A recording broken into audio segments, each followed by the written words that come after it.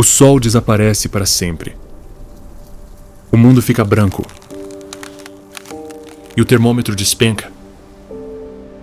O frio glacial penetra até a medula. A terra se rende ao gelo. À medida que o mar se transforma numa planície congelada. Estes são os desertos polares, os dois extremos do planeta que mostram a face mais rigorosa do inverno.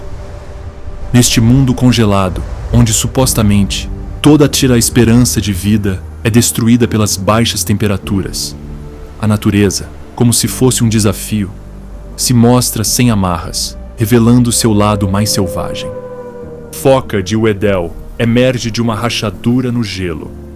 A lebre ártica corre como um espectro pelo ecossistema pálido. E a morsa está em um bloco de gelo solitário. O pinguim imperador marcha em uma fila infinita pelo horizonte. A baleia jubarte atinge o mar gelado com sua cauda robusta. Enquanto isso, o urso polar caminha sobre o oceano congelado. O boi almiscarado recebe todo o impacto da fúria do inverno em sua própria carne. A coruja das neves desaparece na neve branca. E a raposa do Ártico se transforma em uma bola de pelo contra o frio de congelar os ossos. Apesar dessas condições extremas, inúmeras formas de vida sobrevivem nesses cantos remotos do planeta.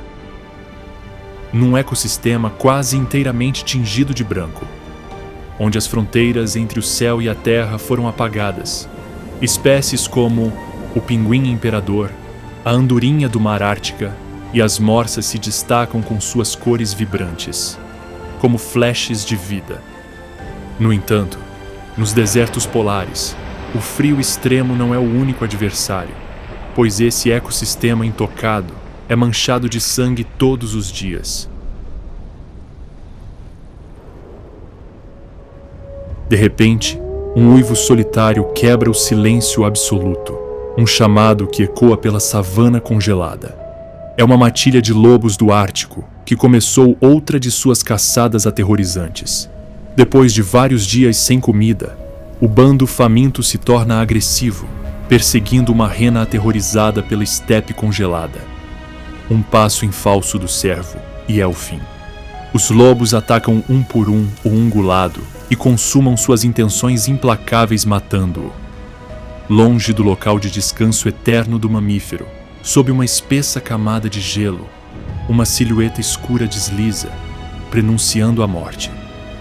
Na superfície, jaz um pinguim desavisado, alheio à atrocidade da qual ele está prestes a se tornar o protagonista nada famoso. Num piscar de olhos, a foca leopardo emerge da água como um projétil, fechando suas mandíbulas sobre o pássaro e o jogando violentamente contra a superfície, desmembrando seu corpo em uma explosão de penas. A altercação não dura mais do que alguns segundos e, como sempre, termina com a foca capturando outra presa suculenta. Além dos limites do gelo, nas águas geladas da Antártida, uma barbatana negra aparece no horizonte, como premonição de um dos maiores atos de selvageria já vistos. Depois de alguns segundos, a barbatana desaparece nas águas escuras, apenas para emergir acima da superfície, revelando a mordida angustiante da baleia assassina. Em um salto, a orca perfura o corpo de uma foca indefesa, que até um momento atrás nadava pacificamente. Esta é a vida no deserto polar, um mundo mergulhado num inverno perpétuo, onde cada espécie faz todo o possível para evitar sucumbir às condições de congelamento e aos algozes da cadeia alimentar. Localizados nos confins do planeta, os desertos polares são regiões de extrema aridez, dominadas por gelo, baixas temperaturas e nevascas infernais que arrasam tudo em seu caminho. Uma ditadura de inverno eterna.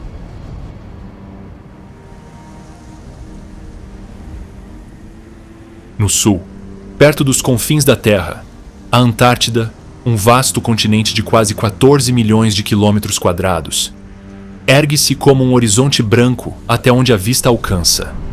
Um mundo abaixo de zero, onde até a menor forma de vida é um desafio às condições climáticas. Do outro lado do planeta, no extremo norte, o Ártico surge como um oceano congelado, dançando ao ritmo das estações, mas sempre com a ameaça do inverno sitiando todo o ecossistema, mergulhando este canto do mundo em uma era glacial. Nos desertos polares, a vegetação é praticamente inexistente, limitada a líquens e musgos que se agarram às rochas nuas.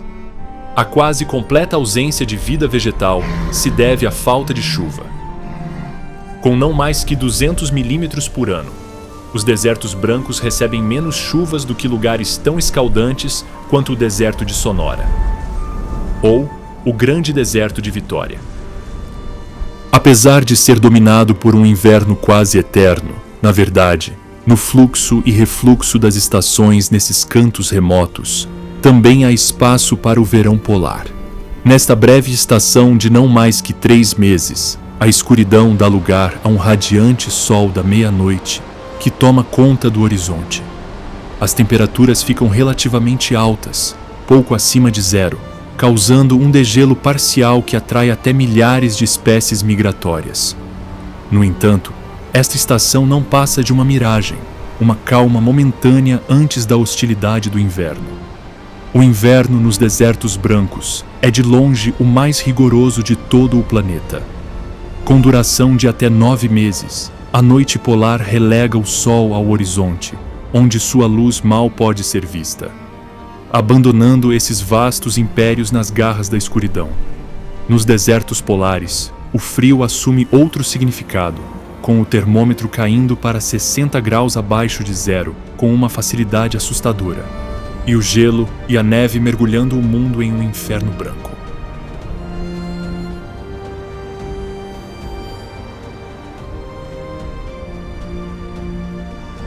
Aqui, as tempestades de inverno, em vez de serem fenômenos climáticos, são uma ocorrência diária, varrendo tudo em seu caminho e, em teoria, não deixando espaço para a vida. No entanto, lá no meio do Ártico, uma das regiões mais hostis de todo o planeta, um caçador solitário conseguiu transformar esse ecossistema absolutamente hospitaleiro em seu império abaixo de zero. Pesando mais de 600 quilos, o urso polar é um colosso branco, o maior carnívoro terrestre do planeta. O corpo desta fera é uma obra-prima do Criador, projetado com um único propósito: vencer o frio. Cada uma de suas características físicas é uma ferramenta de sobrevivência. O pelo do urso, que parece branco à distância, consiste em uma densa camada interna que retém o ar e uma camada externa de pelos longos, ocos e transparentes. Essa camada dupla atua como um isolante térmico extremamente eficiente, enquanto os pelos translúcidos espalham a luz para criar uma camuflagem quase perfeita na paisagem gelada. Por baixo desse casaco, a pele do urso polar é completamente preta.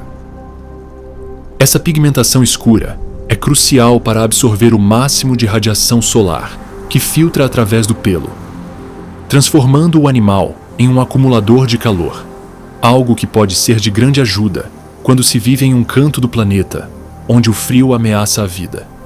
Uma espessa camada de gordura, de até 11 centímetros de espessura, envolve o corpo do urso.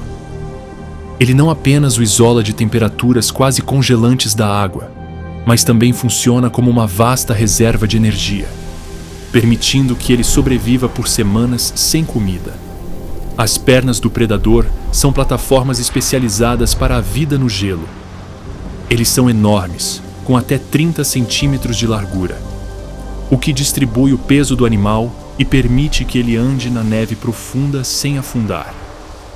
Suas almofadas são cobertas com saliências ásperas, que lhe dão tração nas superfícies mais escorregadias. E suas garras curtas e não retráteis agarram o gelo com a segurança de uma âncora. Até mesmo a forma mamífera é uma adaptação. Orelhas pequenas e cauda curta reduzem a área exposta da superfície corporal, minimizando a perda de calor em um ambiente onde cada grau conta. Embora cada parte do corpo desta fera branca tenha sido cuidadosamente projetada para sobreviver ao inverno polar hostil, a verdadeira chave para sua sobrevivência está em seus sentidos aguçados.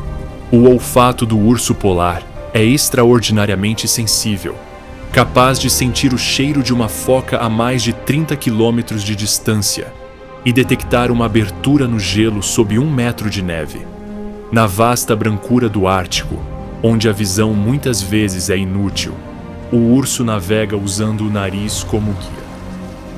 É justamente esse sentido que o leva à sua única fonte de sustento: gordura de foca.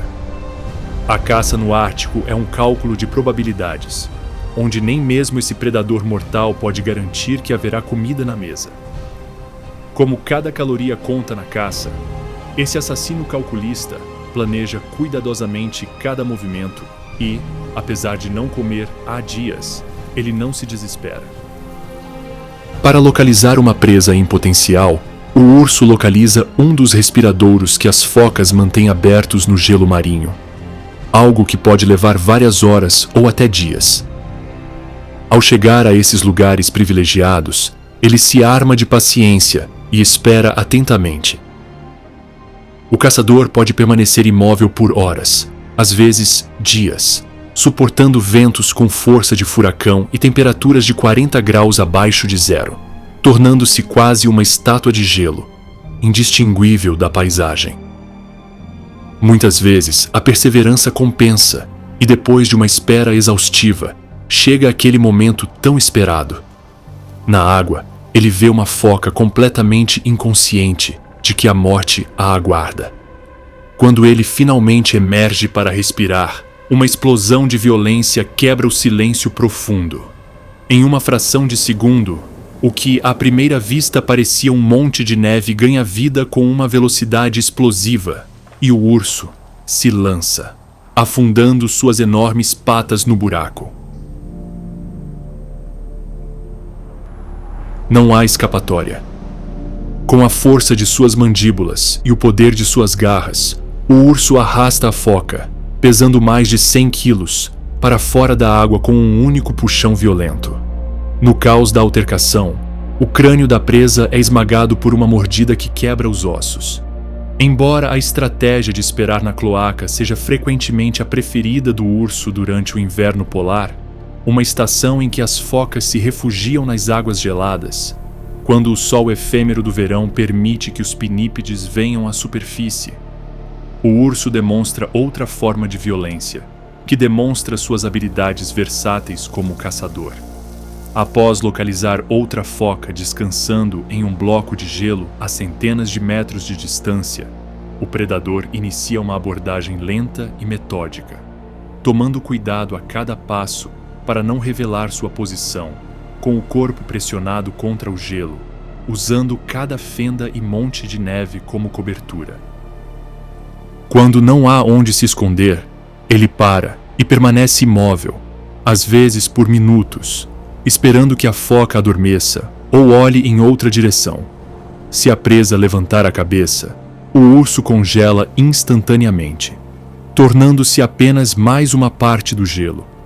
O avanço pode durar mais de 1 hora, um teste à astúcia do predador, que evita simplesmente avançar com toda a sua fúria sobre o pinípede, apesar de ter jejuado por vários dias e até semanas. Os últimos metros da aproximação são os mais críticos. O urso desliza pela água gelada, nadando silenciosamente até a borda do bloco de gelo, expondo apenas os olhos e o nariz. Parado a poucos metros do que inevitavelmente se tornará uma cena de crime, o caçador, em uma explosão de poder, se lança para fora da água, revelando suas intenções sangrentas. A foca, surpresa, não tem tempo para reagir e, antes que possa se lançar em direção à segurança do oceano, a mandíbula do urso se fecha sobre ela e, com uma mordida, ela se torna mais uma das vítimas desse sanguinário assassino branco. Assim como sua estratégia de caça, o banquete é um ato metódico, pelo qual o urso não espera nem alguns minutos. O carnívoro rasga a pele e devora primeiro a gordura, a parte mais rica em calorias, podendo consumir mais de 45 quilos numa única sessão, proporcionando a si mesmo um verdadeiro banquete, que pode significar a diferença entre viver ou perecer diante das condições hostis do habitat. Enquanto os machos gigantes vagam pela natureza congelada em busca de comida, as ursas enfrentam seus próprios desafios. Após um breve encontro durante a época de reprodução, as fêmeas assumem a responsabilidade pela sobrevivência da espécie. Embora a cópula possa ocorrer no início da primavera, devido a um fenômeno de implantação tardia, o óvulo fertilizado não se implanta no útero até o outono, garantindo que os filhotes nasçam na época mais segura do ano, o auge do inverno polar, dentro da proteção de uma toca confortável. Como a sobrevivência dos filhotes depende da resistência de seu abrigo de inverno, como uma mãe trabalhadora, a ursa cava incansavelmente um túnel profundo para se abrigar antes que os filhotes nasçam. Nesta toca aconchegante, a temperatura pode ser até 20 graus mais alta do que lá fora, o que pode marcar uma linha tênue entre a vida e a morte para os filhotes. Lá, na escuridão total, a ursa entra em estado de torpor, sem comer, beber ou defecar por meses, pulando o pico da temporada de caça pelo bem-estar de seus filhotes. Neste santuário gelado, ela dá à luz seus filhotes, geralmente 2 filhotes tenros. Eles nascem cegos, com apenas uma pelagem fina e pesando não mais que meio quilo, o que os torna completamente indefesos. A mãe os amamenta com leite com alto teor de gordura, estimulando o rápido crescimento dos filhotes, o que por sua vez faz com que o urso perca quase metade de sua massa corporal durante esse confinamento. Somente cerca de 3 meses depois, quando a luz do sol retorna ao Ártico, é que a família emerge. Para os filhotes, é a primeira vez que eles veem o mundo, um deserto branco ofuscante. Eles ficarão com a mãe por 2 anos, aprendendo as complexas artes da caça e da sobrevivência em temperaturas abaixo de 0. Mas mesmo a proteção de uma mãe não é garantia de nada. Ursos machos adultos são uma ameaça constante, capazes de matar filhotes para comer ou para induzir a fêmea a acasalar novamente. Essas altercações entre fêmeas e seus machos jovens e robustos podem ser extremamente agressivas, com cada um lutando por seus próprios interesses. A fêmea luta pela sobrevivência de seus filhotes, e o urso por seu direito de acasalar e até mesmo capturar uma presa tenra, em um ato sangrento de canibalismo. Não muito longe dessas mesmas praias geladas que o grande predador patrulha, a resistência também assume a forma de uma fortaleza viva, uma massa de centenas de corpos reunidos lado a lado, medindo mais de 3,5 metros de comprimento e pesando mais de 1.500 quilos. Vive a morsa, um colosso social no meio dos mares do Ártico. Um exemplo de sobrevivência em matilha diante das condições geladas deste vasto deserto polar. O corpo deste pinípede é uma fortaleza de gordura e músculos, coberto por uma pele grossa e enrugada, que pode atingir 4 centímetros de espessura no pescoço e nos ombros dos machos. Isso, além de funcionar como uma armadura robusta contra as presas de seus rivais e as garras de predadores, esconde uma camada de gordura de até 15 centímetros de espessura que atua como um perfeito isolante térmico contra a temperatura gelada da água e uma reserva de energia para momentos difíceis. Embora essa armadura natural seja impressionante, a característica mais formidável desse gigante são de longe suas enormes presas. Encontradas tanto em machos quanto em fêmeas, as presas de um macho grande podem crescer até 1 metro de comprimento e pesar mais de 5 quilos cada. Esses caninos esguios não são apenas armas, mas ferramentas versáteis de sobrevivência. A morsa os usa para abrir aberturas no gelo, e se ancorar em blocos de gelo escorregadios, permitindo que ela levante seu enorme corpo para fora da água. O focinho deste colosso é equipado com um bigode denso de até 700 bigodes.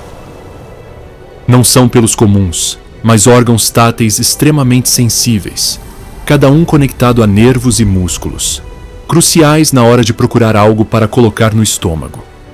Ao contrário de outros mamíferos marinhos que caçam na coluna de água, a morsa é especialista em fundos marinhos, mergulhando a profundidades de até 80 metros, onde a luz mal penetra.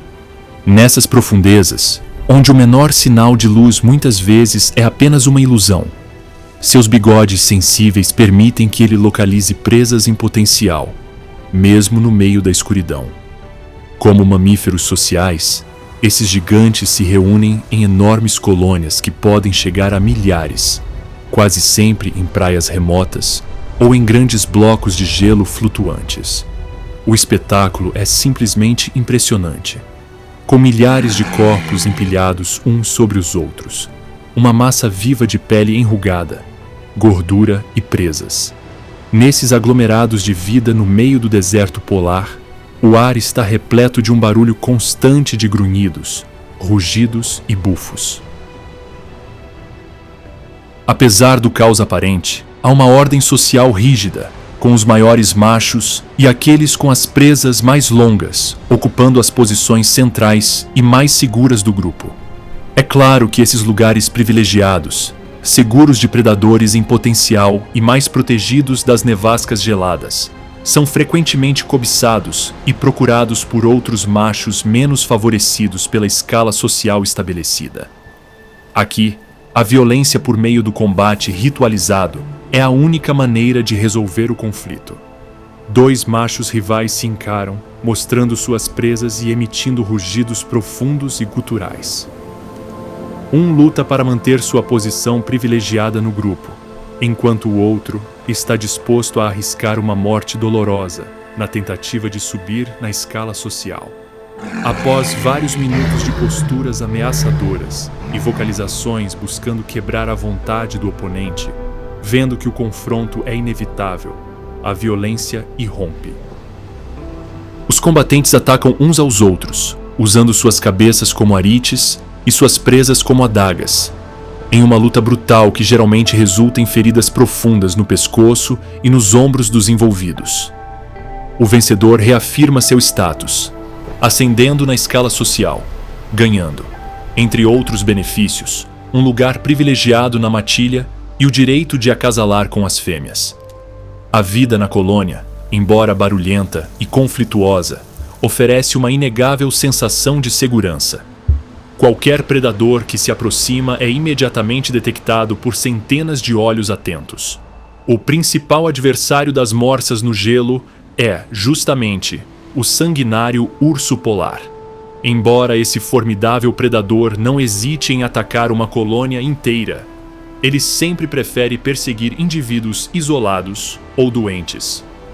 Quando esse caçador branco ataca, o pânico se instala e toda a colônia corre para a segurança da água, em um tsunami de gordura e presas que pode esmagar os jovens ou os fracos em sua fuga desesperada.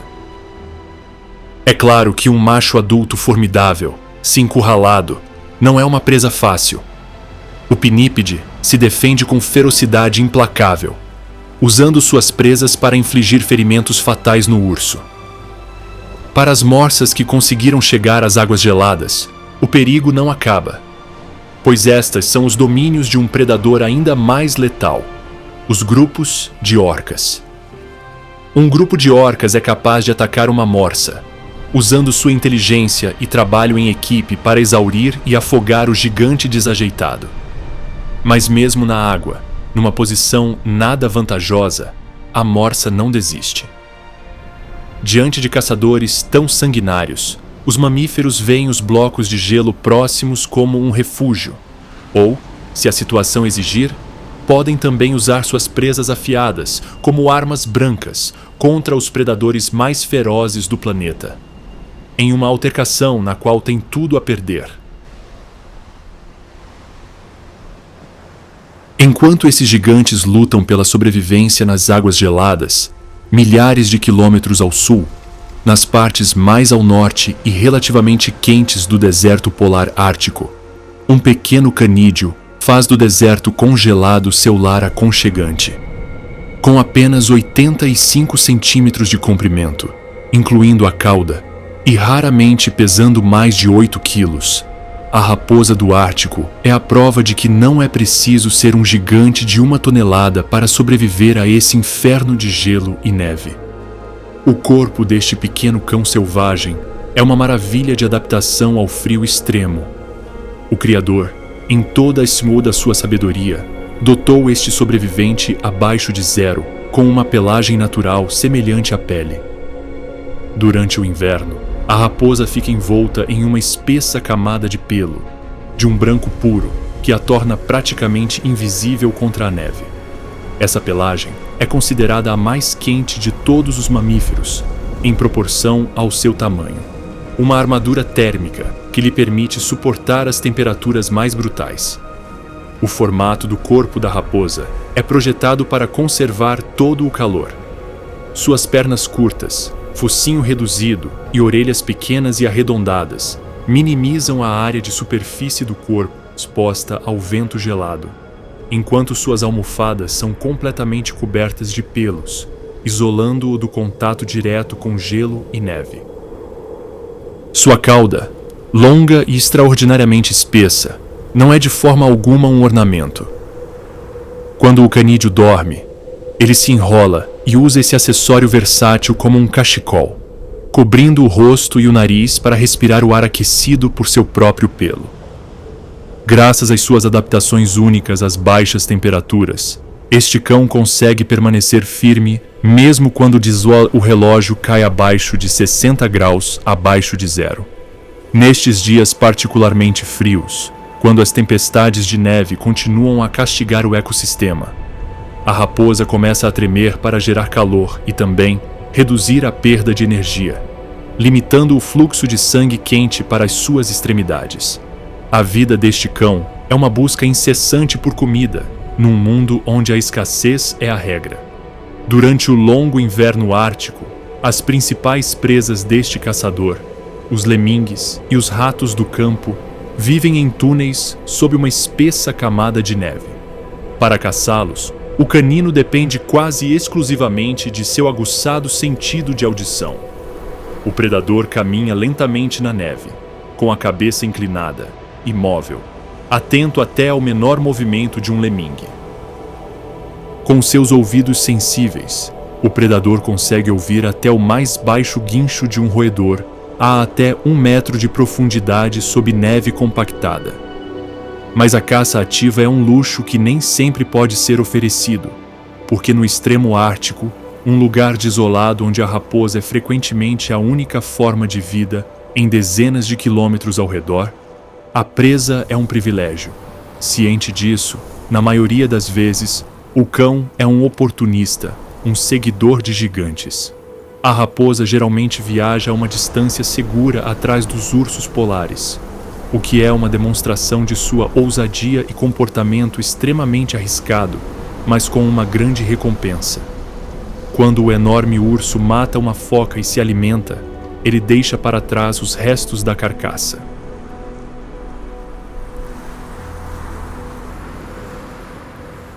Enquanto para o urso isso não passa de sobras, aos olhos da raposa isso representa um banquete. O pequeno predador se aproxima cautelosamente, sempre vigilante, para roubar pedaços de carne e gordura congelada, uma fonte vital de calorias que não conseguiria obter sozinho. Ele também segue matilhas de lobos, esperando sua parte dos despojos após uma caçada de renas. Como esse carnívoro mais modesto vive à beira da fome, ele não desperdiça nada.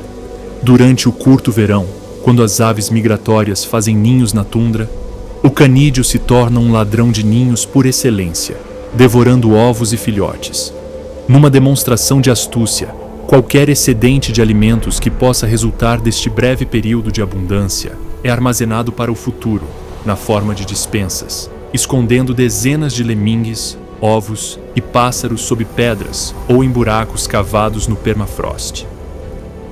Esses estoques congelados serão sua salvação durante os longos e escuros meses de inverno, quando até mesmo a mais humilde fonte de alimento é um privilégio reservado aos predadores mais formidáveis.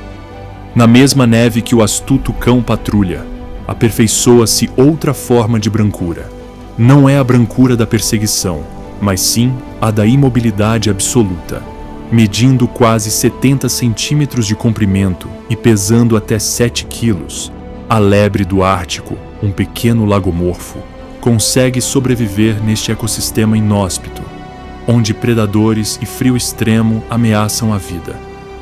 O corpo compacto da lebre foi projetado para ser invisível e durável em um mundo abaixo de zero. A pelagem desse inofensivo habitante do Ártico é sua maior defesa, tanto contra caçadores cruéis quanto contra o cruel frio polar. No inverno, a lebre fica envolta em um manto denso e espesso de um branco imaculado, uma camuflagem tão perfeita que o ser vivo se confunde com a neve, tornando-se quase indetectável. Essa dupla camada de pelo não só o esconde, mas também o isola do frio com uma eficácia surpreendente. O formato do lagomorfo é esculpido pela extrema necessidade de conservar calor. Um corpo compacto e esférico minimiza a área de superfície exposta ao vento, e as orelhas, mais curtas que as de outras lebres e com pontas pretas, reduzem a perda de calor. Os pés são largos e cobertos por pelos densos e rígidos, funcionando como raquetes de neve naturais, que distribuem o peso e permitem que o animal corra na neve fofa sem afundar. Apesar de ter uma pelagem que a ajuda-se a suportar todo o impacto da ferocidade do inverno, quando o clima fica mais severo do que o esperado, com o vento cortante chicoteando seu habitat e toneladas de neve caindo incessantemente. A lebre cava abrigos rasos, geralmente no lado protegido de uma rocha ou pequena elevação. Nesses abrigos, os lagomorfos se amontoam, suportando nevascas que duram dias. Quando as tempestades finalmente dão uma trégua momentânea, encontrar comida em um mundo enterrado sob a neve se torna o próximo desafio.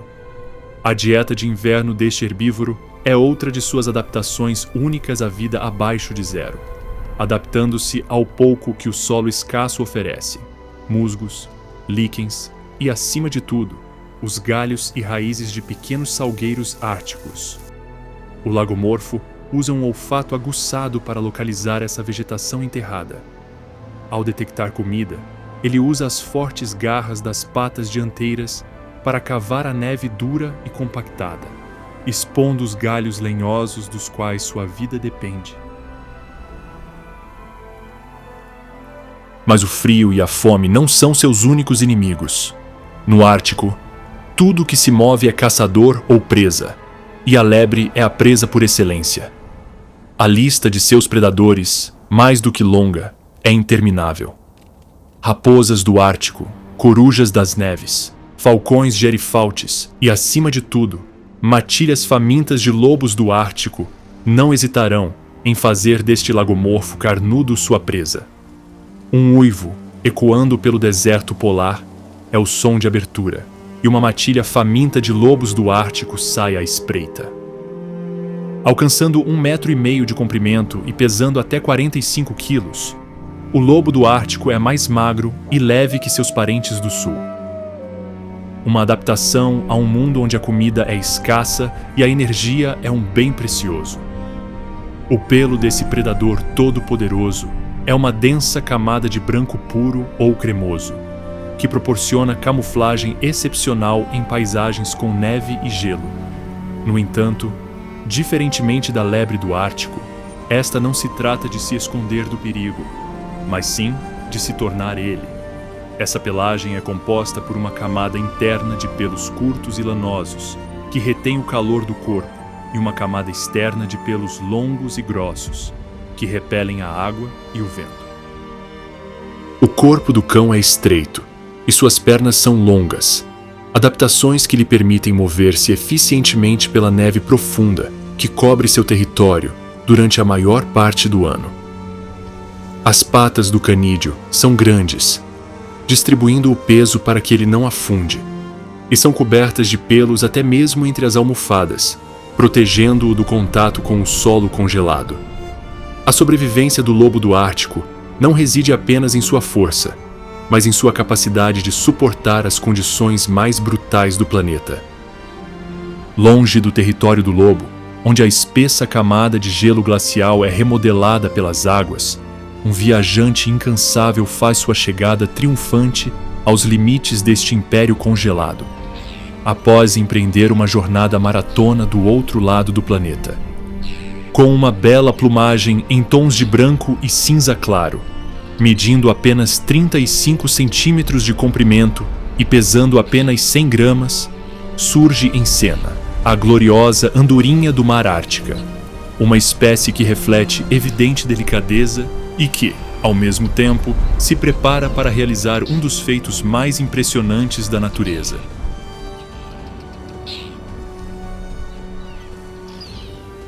Enquanto outras espécies estão mais do que adaptadas às duras condições de vida que o inverno traz, quando essa estação gelada toma conta do ecossistema, a andorinha do mar não pensa duas vezes e atravessa o planeta de polo a polo, em uma eterna busca pelo verão polar. Tudo começa aqui, no Ártico, com a chegada do curto e explosivo verão. Após uma jornada de meses de duração vinda do sul, milhares de andorinhas do mar chegam às costas do norte e à tundra, para cumprir o único propósito que as mantém ancoradas à terra: a reprodução. O ar antisilencioso é preenchido pelos gritos agudos e constantes das colônias, trazendo vida ao céu antes pálido do deserto polar. Sem tempo a perder, logo após a chegada, as andorinhas do mar se concentram na missão de preservar a espécie, para a qual realizam uma exibição aérea como forma de cortejo. Os machos realizam voos de exibição, subindo a grandes alturas com um peixe recém-pescado no bico. Eles pairam, gritam e então descem rapidamente, uma demonstração de sua destreza como provedores.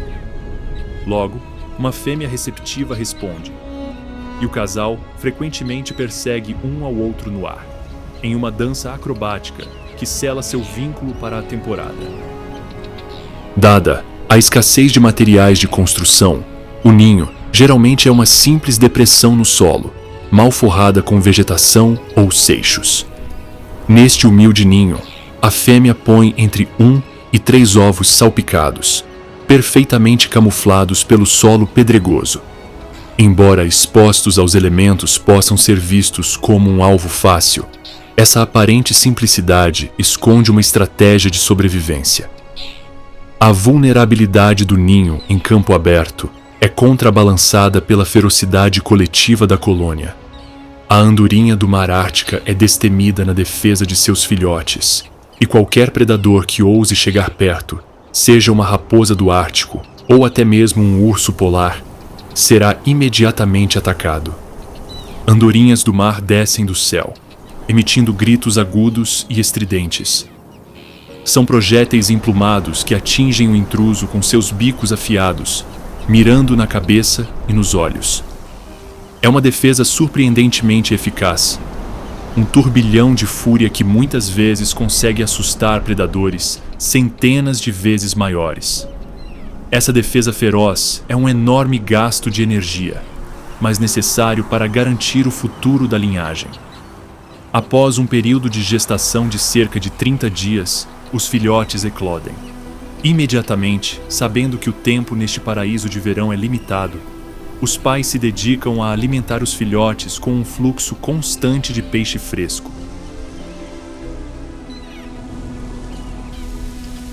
Isso estimula o crescimento dos filhotes, de modo que em poucas semanas eles estão prontos para voar. À medida que a luz do dia começa a diminuir e as temperaturas começam a cair, um antigo chamado ecoa pela colônia. É hora de ir. Os jovens andorinhas do mar com apenas alguns meses de idade, devem se juntar aos adultos para empreender a jornada mais extraordinária na natureza. E a grande migração para o sul começa. A jornada da andorinha do mar Ártica não é uma linha reta, mas sim uma odisseia, que pode cobrir até 80 mil quilômetros de ida e volta, o equivalente a dar a volta ao mundo mais de 2 vezes por ano. Para conseguir esse feito, o pássaro não luta contra os elementos. Ele se junta a eles.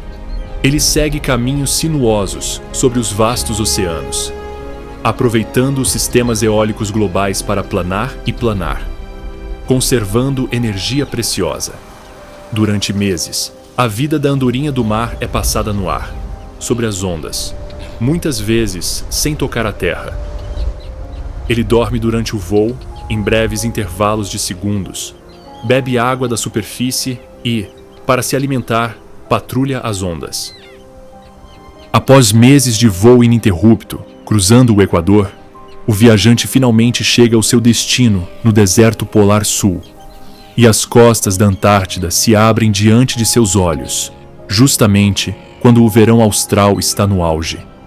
Aqui, a andorinha do mar não faz ninho, pois sua motivação não é a reprodução, mas sim se alimentar aproveitando a explosão de vida marinha desencadeada pelo sol da meia-noite da Antártida. É um período de reposição, um acúmulo crítico de energia para a inevitável jornada de volta ao norte, em um ciclo incessante que proporciona um dos feitos mais impressionantes de toda a natureza. Tudo com um pequeno pássaro como protagonista. É uma prova de resiliência, não contra o frio estático de um único polo, mas contra a distância infinita que os separa. A chegada da andorinha do mar às costas da Antártida anuncia o breve descanso do verão. Mas na mesma costa, outra ave, incapaz de voar, acaba de completar um teste de sobrevivência.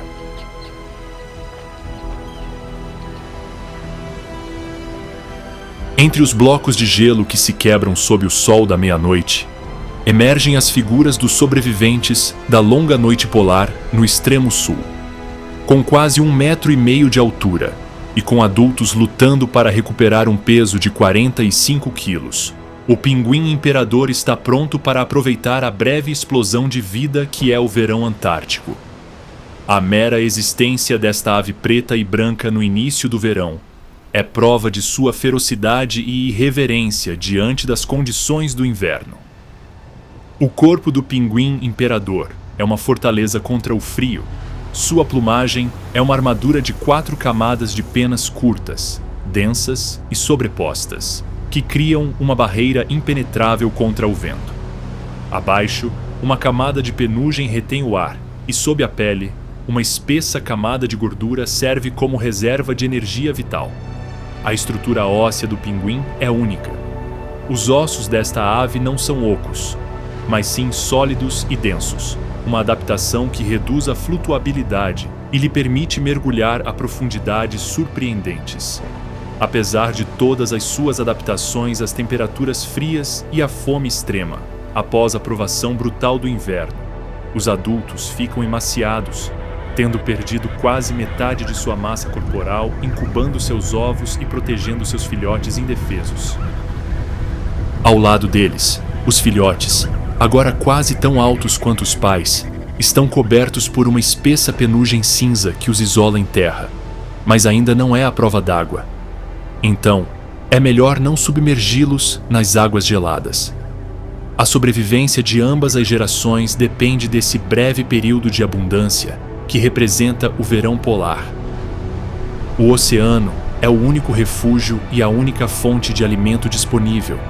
Por isso, sem hesitar, os adultos mergulham, tornando-se um torpedo vivo, sendo a ave que mergulha mais fundo no mundo, chegando a mais de 500 metros e conseguindo permanecer debaixo d'água por cerca de 20 minutos. O objetivo desses mergulhos não é outro senão aproveitar o banquete de krill, lula e peixes que prosperam sob o sol da meia-noite. Debaixo d'água, grupos de adultos se coordenam, reunindo cardumes de peixes na parte inferior do gelo marinho para capturá-los com mais facilidade. Cada viagem é uma corrida para acumular o máximo de comida possível, devorando enormes quantidades de peixes. É claro que, como pais amorosos, eles não se esquecem dos filhotes e retornam constantemente à costa para procurá-los entre milhares de filhotes barulhentos, guiados pela frequência única do chamado de seus filhotes. Ao encontrar o filhote, o adulto regurgita o alimento semidigerido para o filhote, dando-lhe uma dieta rica em gorduras e proteínas, vitais para seu desenvolvimento.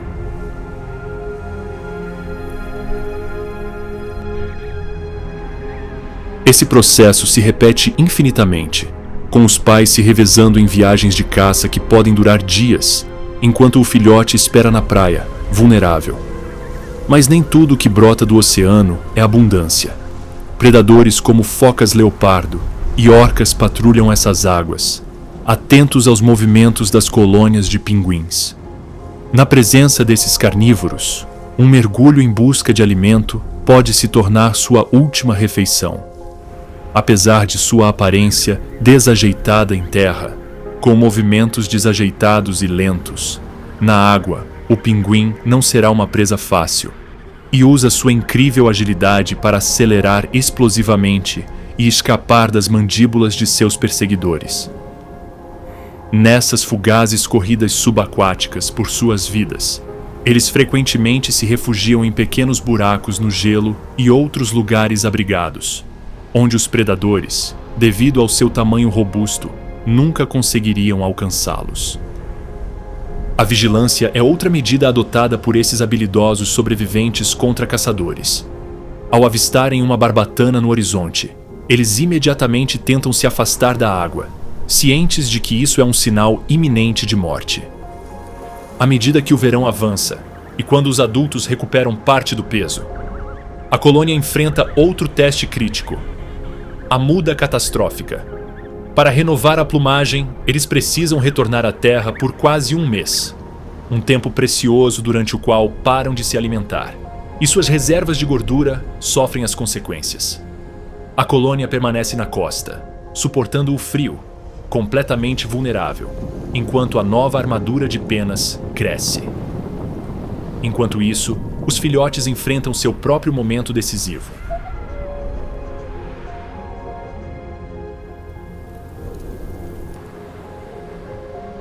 A penugem cinzenta da infância é substituída pela primeira plumagem adulta, curta e à prova d'água. Após esse período delicado em seu desenvolvimento, o instinto os chama para o mar, e pela primeira vez, eles devem entrar na água, um mundo que é ao mesmo tempo sua salvação e seu maior perigo. Eles são nadadores inexperientes e caçadores novatos. Então, o primeiro mergulho de um jovem pinguim pode ser o último. Com focas leopardo patrulhando as bordas do gelo, a violência é garantida assim que elas mergulham na água. Um após o outro, eles pulam sem hesitar, sabendo que podem estar em seus últimos segundos de vida. E, num piscar de olhos, a água começa-se a ficar vermelha, no que é um massacre para os jovens pinguins, mas um banquete para a foca.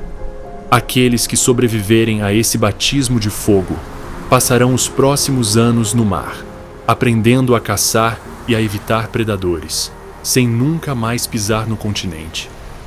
À medida que o verão chega ao fim, o sol começa a se pôr no horizonte.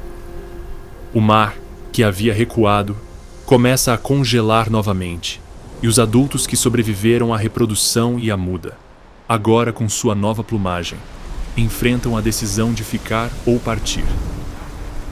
O ciclo da vida, ditado pelo gelo e pela escuridão, está prestes a começar novamente. Mas sob esse mesmo gelo, em um mundo de escuridão perpétua, longe da borda, outra criatura dominou uma existência que nunca exige ver o céu. Nas profundezas da camada de gelo da Antártida, a foca de Weddell, um mamífero que mede 3 metros de comprimento e pesa meia tonelada, conquistou esse labirinto aquático gelado. O corpo deste pinípede é projetado para resistir à pressão e ao frio extremo. Uma camada excepcionalmente espessa de gordura isola a foca do contato constante com a água, cuja temperatura permanece logo acima do ponto de congelamento. O pelo desse gigante é curto e denso, cinza escuro ou marrom, com manchas prateadas, um padrão que o torna quase invisível na escuridão das profundezas. Olhos da foca de Weddell são desproporcionalmente grandes, uma adaptação para capturar a menor quantidade de luz que filtra através dos metros de gelo que formam seu teto. A visão deste mamífero é excepcional em condições de pouca luz, permitindo que ele navegue e cace em um mundo onde a escuridão é a regra. Precisamente na borda deste mesmo gelo, onde o abrigo encontra o mar aberto, outro pinípede torna-se o carrasco da foca de Weddell. Um mamífero robusto que, em vez de se esconder do perigo, o incorpora. Com uma silhueta longa e serpentina que patrulha as águas costeiras, a foca leopardo é o principal predador dos blocos de gelo da Antártida. Com mais de 3,5 metros de comprimento e pesando até 600 quilos, esse caçador robusto é um dos grandes predadores encontrados no vasto deserto polar do sul. O corpo desta foca é feito para velocidade, potência e sobrevivência nas águas mais frias do planeta. A principal defesa dessa criatura contra o frio mortal é uma espessa camada de gordura que fica sob sua pele. Essa camada de gordura é um isolante térmico incrivelmente eficiente, protegendo órgãos vitais da temperatura do oceano, que permanece permanentemente à beira do congelamento. Essa reserva de energia alimenta um metabolismo alto, uma fornalha interna que gera o calor necessário para uma vida ativa em um ambiente congelado. O grande tamanho e o formato hidrodinâmico da foca também são adaptações cruciais. Um corpo grande perde calor mais lentamente do que um pequeno, e seu formato alongado permite que ele deslize pela água com atrito mínimo, conservando energia preciosa. A cabeça deste mamífero é grande e reptiliana, com uma mandíbula capaz de se abrir em um ângulo desproporcional, revelando um arsenal de dentes formidáveis. Os dentes da foca leopardo são uma ferramenta de 2 gumes, única entre os mamíferos marinhos, com caninos e incisivos longos e afiados, de até 2,5 centímetros de comprimento. Ao contrário da foca de Weddell, cujos dentes são especializados em roer gelo, estes são projetados para agarrar, perfurar e rasgar a carne de presas de sangue quente, como pinguins e outras focas. No entanto, os dentes posteriores, os molares, têm cúspides complexas que se interligam para formar uma peneira, quase como as barbatanas de uma baleia. Este sistema permite que a foca leopardo purgue a água e filtre pequenos crustáceos, uma fonte vital de alimento quando presas grandes são escassas. As nadadeiras dianteiras deste caçador são longas e poderosas, usadas como remos para propulsão rápida e para realizar curvas fechadas e manobras complexas durante uma perseguição. Ao contrário de outras focas que se reúnem em colônias, esse predador caça e vive sozinho, um tirano que guarda zelosamente seu domínio aquático. Ele passa a maior parte do tempo na água, patrulhando as bordas dos blocos de gelo, os lugares onde suas presas são forçadas a entrar e sair do oceano. Apesar de sua reputação como um caçador feroz de presas grandes, uma parte significativa da dieta da foca leopardo consiste em krill. Durante os meses de verão, o predador pode passar horas nadando em cardumes de krill, usando seus molares entrelaçados para filtrar milhares desses pequenos crustáceos. É uma estratégia de alimentação eficiente, que permite acumular reservas de gordura com gasto energético mínimo. Mas a verdadeira natureza deste caçador é revelada quando ele mira em uma presa abundante. A foca leopardo é a principal ameaça aos pinguins da Antártida. Partindo do lançamento de ataques frontais, Contra as numerosas colônias de pinguins, o predador planeja uma emboscada meticulosa que inevitavelmente terminará com um pássaro entre seus dentes afiados. O caçador espera sob a borda de um bloco de gelo, muitas vezes com apenas suas narinas rompendo a superfície, quase invisível na água escura. Ele observa as colônias de pinguins, esperando o momento em que eles saltam no mar para se alimentar. Quando um grupo de pássaros entra na água, eles caem na armadilha, e o ataque é uma explosão de violência. A foca-leopardo se lança de baixo com uma velocidade incrível. Não há perseguição. É mais um massacre completo. As mandíbulas do pinípede se fecham sobre o pinguim antes mesmo que a presa tenha tempo de reagir.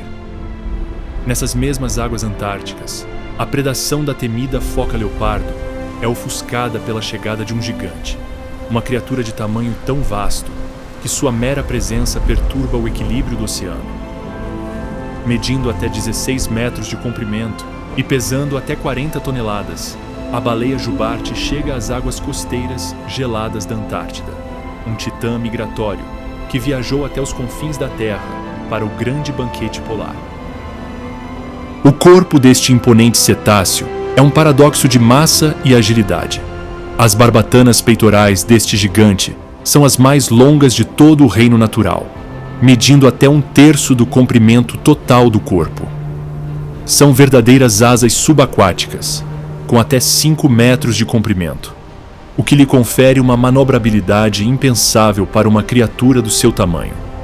A borda frontal delas é coberta por protuberâncias chamadas tubérculos, uma característica hidrodinâmica que lhe permite cortar a água e fazer curvas fechadas e complexas em profundidade.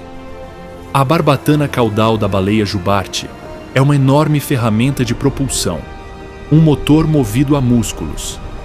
A parte inferior dessa barbatana apresenta um padrão de pigmentação exclusivo de cada indivíduo, uma marca de identidade tão distinta quanto uma impressão digital.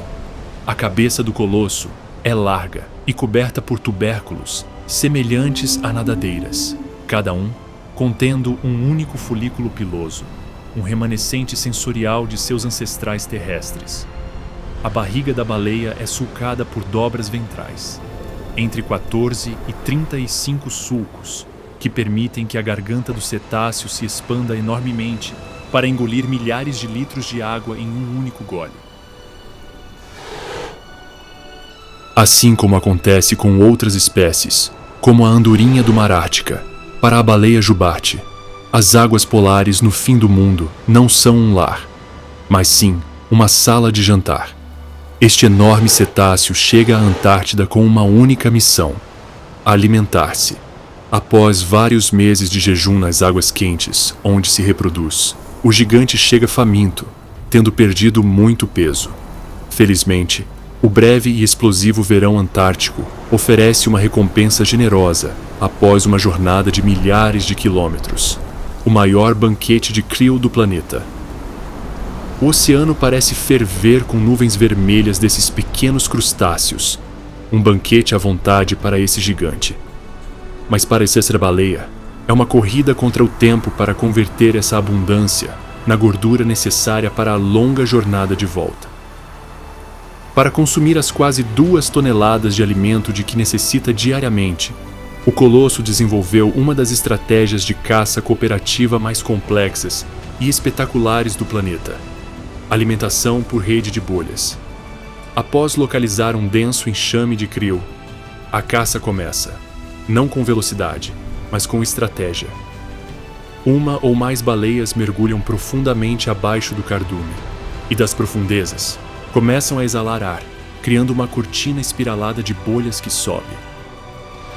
As bolhas formam uma rede cilíndrica, uma parede de ar que envolve o krill, e os pequenos crustáceos, com medo de cruzar a barreira das bolhas, instintivamente se reúnem no centro do cilindro, formando uma bola densa e compacta. Outras baleias do grupo emitem chamados de alimentação, sons profundos e ressonantes que desorientam ainda mais a presa e coordenam o ataque. A armadilha está armada, e com um sinal sonoro, todas as baleias do grupo emergem simultaneamente de baixo, com as mandíbulas bem abertas. Eles emergem exatamente no centro da rede de bolhas, atracando a massa concentrada de krill em uma única manobra perfeitamente sincronizada. As dobras ventrais de cada cetáceo se expandem ao máximo, enchendo-se com milhares de litros de água e crustáceos. A baleia, então, usa sua língua enorme para forçar a água para fora através de suas barbatanas gigantes. Assim, a água é expelida, mas o krill permanece preso, pronto para ser engolido. Esse ato de predação em larga escala, uma demonstração de inteligência e coordenação, se repete continuamente durante os meses de luz perpétuos do verão polar, ganhando toneladas de peso graças à abundância derramada sobre eles pelo Criador.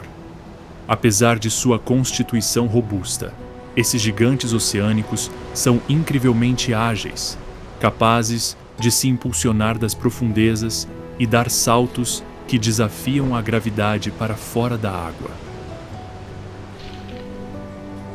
Após esse feito acrobático, o cetáceo cai de lado, atingindo o mar em uma explosão de espuma que ressoa por quilômetros. É uma demonstração de puro poder, bem como uma forma peculiar de comunicação através do oceano.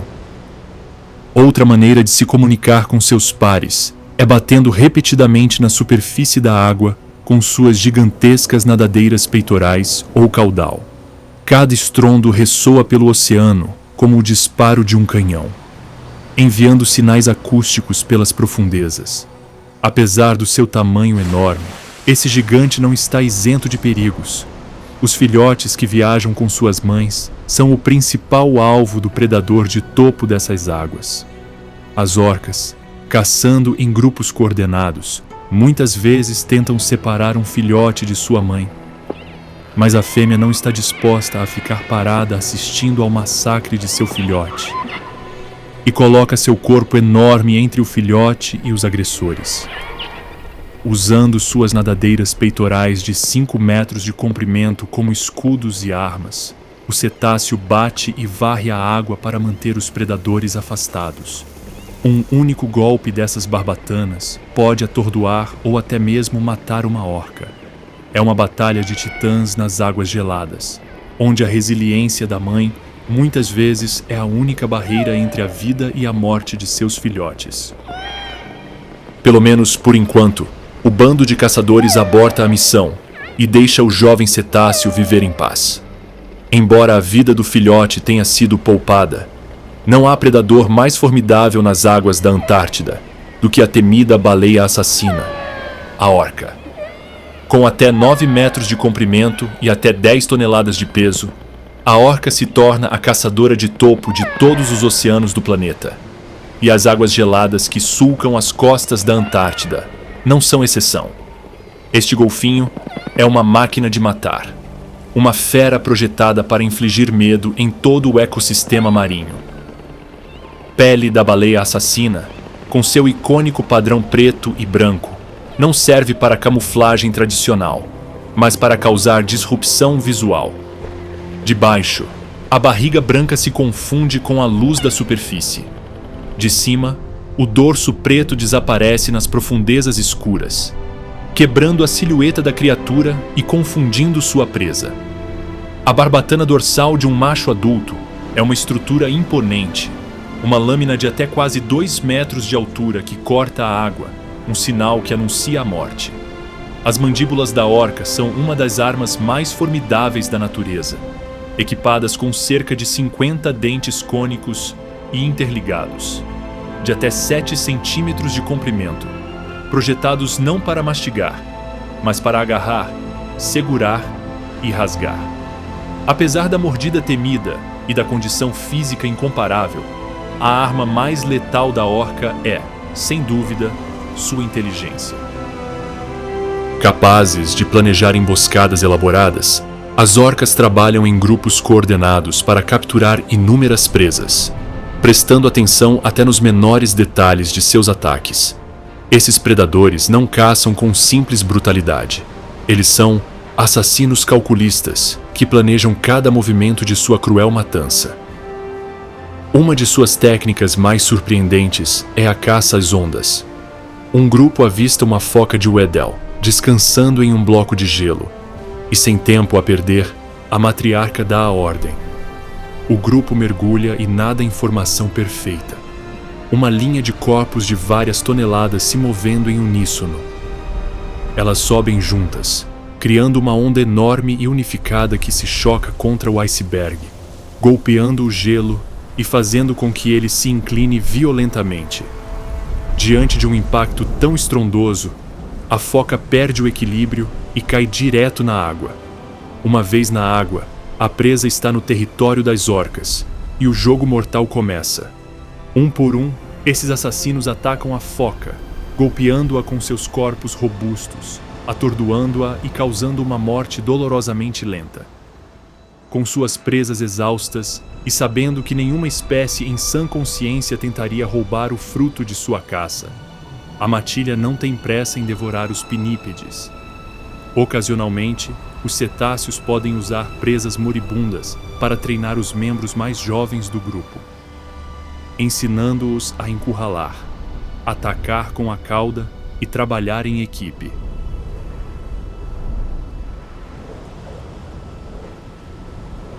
Infelizmente, neste império de gelo, surgiu uma nova força, que não caça por necessidade, e cujo impacto ameaça desmantelar este frágil mundo abaixo de zero, ameaçando a vida de toda a vida selvagem, do menor krill ao maior predador. Essa ameaça não tem garras nem presas, mas é capaz de fazer milhares de vítimas a cada ano, perturbando o delicado equilíbrio dos desertos polares. Ano após ano, como resultado da influência das atividades humanas, o urso polar, o governante do Polo Norte, vê seu território de caça desaparecer sob suas patas. A cada inverno, o gelo do Ártico recua mais rápido e demora mais para retornar, encurtando a temporada de caça às focas e levando esses gigantes à fome. A morsa, um mamífero resistente que também depende de blocos de gelo para descansar entre os mergulhos, é forçada simplesmente a se reunir em colônias superlotadas, onde as debandadas podem ser mortais e a luta por comida escassa é feroz. Do outro lado do planeta, a história não é muito diferente. Na Antártida, o pinguim imperador enfrenta um futuro incerto, pois o gelo marinho estável, crucial para a criação de seus filhotes, se torna cada vez mais imprevisível. Se o gelo quebrar muito cedo na temporada, os filhotes, que ainda não têm plumagem à prova d'água, são jogados nas águas geladas, condenados a morrer. Mesmo gigantes viajantes como a baleia jubarte não estão imunes a essa triste realidade. Suas rotas de migração são cada vez mais frequentadas por navios, aumentando o risco de colisões fatais e produzindo poluição sonora, que interfere em seus cantos. O problema é global. Os polos estão aquecendo a uma taxa 2 vezes mais rápida que o resto do planeta. Mas em meio a esse panorama sombrio, a esperança persiste. Na Antártida, o Tratado da Antártida protege o continente como uma reserva científica, proibindo atividades humanas como patrulhas militares ou perfuração de petróleo. Da mesma forma, a criação de gigantescas áreas marinhas protegidas, como o Mar de Ross, estabelece santuários para a vida selvagem, refúgios da pesca industrial. A proibição global da caça comercial de baleias permitiu que populações como a baleia jubarte iniciassem uma recuperação lenta, mas promissora. Cada espécie selvagem que suporta o inverno brutal, desde a pequena lebre do Ártico até a enorme morsa, é uma prova da irreverência da vida selvagem diante da extinção, bem como um vislumbre de esperança para a preservação desses delicados mundos abaixo de zero.